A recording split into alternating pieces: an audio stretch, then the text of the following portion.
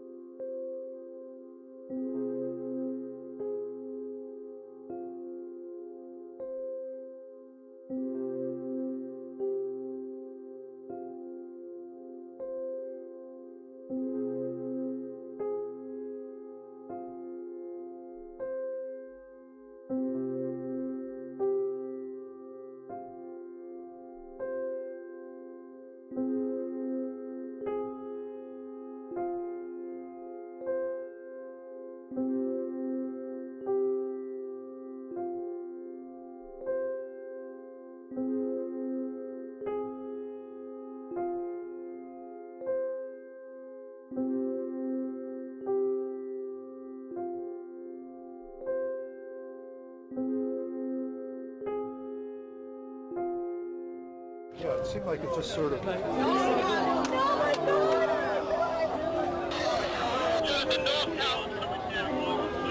this way. Oh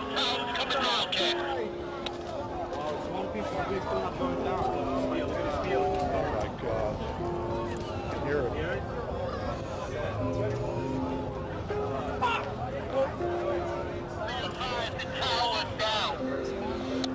The North Tower is down. All personnel be advised, the North Tower is down.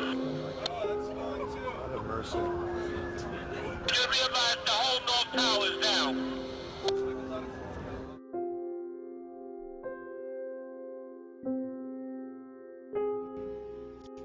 Today, our fellow citizens, our way of life, our very freedom came under attack in a series of deliberate and deadly terrorist acts. The victims were in airplanes or in their offices, secretaries, businessmen and women, military and federal workers, moms and dads, friends and neighbors. Thousands of lives were suddenly ended by evil, despicable acts of terror. The pictures of airplanes flying into buildings, fires burning, huge structures collapsing, have filled us with disbelief, terrible sadness, and a quiet, unyielding anger. These acts of mass murder were intended to frighten our nation into chaos and retreat. But they have failed. Our country is strong. A great people has been moved to defend a great nation. Terrorist attacks can shake the foundations of our biggest buildings, but they cannot touch the foundation of America. These acts shatter steel, but they cannot dent the steel of American resolve. America was targeted for attack because we're the brightest beacon for freedom and opportunity in the world, and no one will keep that light from shining. Today our nation saw evil, the very worst of human nature, and we responded with the best of America, with the daring of our rescue workers, with the caring for strangers and neighbors who came to give blood and help in any way they could. Immediately following the first attack, I implemented our government's emergency response plans. Our military is powerful, and it's prepared. Our emergency teams are working in New York City and Washington, D.C. to help with local rescue efforts. Our first priority is to get help to those who have been injured and to take every precaution to protect our citizens at home and around the world from further attacks. The functions of our government continue without interruption.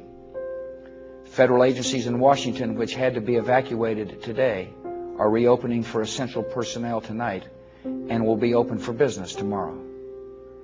Our financial institutions remain strong, and the American economy will be open for business as well. The search is underway for those who are behind these evil acts. I've directed the full resources of our intelligence and law enforcement communities to find those responsible and to bring them to justice. We will make no distinction between the terrorists who committed these acts and those who harbor them. I appreciate so very much the members of Congress who have joined me in strongly condemning these attacks. And on behalf of the American people, I thank the many world leaders who have called to offer their condolences and assistance. America and our friends and allies join with all those who want peace and security in the world, and we stand together to win the war against terrorism.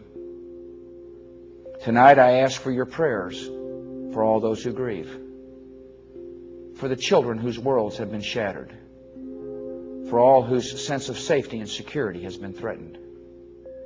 And I pray they will be comforted by a power greater than any of us, spoken through the ages in Psalm 23. Even though I walk through the valley of the shadow of death, I fear no evil, for you are with me. This is a day when all Americans from every walk of life unite in our resolve for justice and peace. America has stood down enemies before, and we will do so this time. None of us will ever forget this day, yet we go forward to defend freedom and all that is good and just in our world.